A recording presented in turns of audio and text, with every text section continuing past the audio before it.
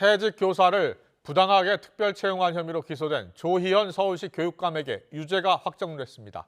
지난 2022년 사면임에 성공했던 조 교육감은 임기 2년을 남기고 직을 잃었습니다. 취재기자 연결합니다. 김철희 기자.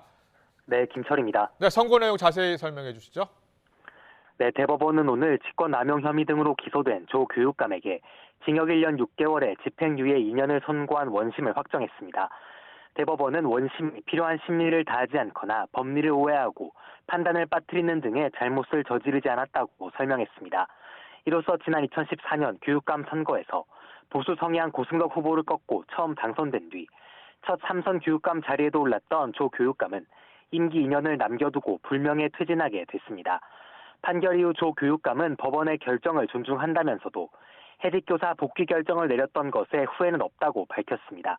직접 들어보시겠습니다.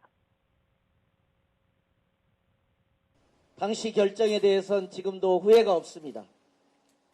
교육계의 역사적 화해를 위한 조치였으며 사회 정의에도 부합한다는 확신은 변함이 없습니다. 앞서 조 교육감은 지난 2018년 서울시 교육청이 전국 교직원 노동조합 출신 해직교사 5명을 부당하게 채용하는 과정에 개입한 혐의로 기소됐습니다. 특별 채용된 5명 가운데 1명은 같은 해 6월 교육감 선거에 후보로 출마했다가 조 교육감과 단일화한 뒤 선거운동을 도왔던 인물인데요.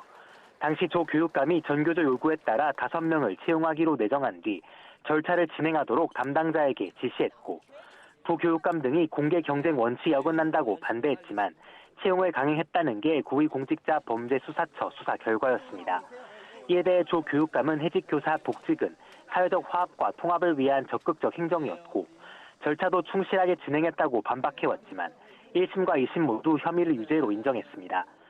특히 2심은 공정해야 할 공직임용 절차가 임용권자의 사적 특혜나 보상을 위해 변질한 것으로 보이기에 충분하다고 지적하기도 했습니다.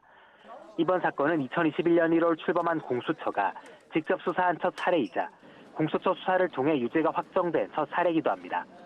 지금까지 대법원에서 전해드렸습니다.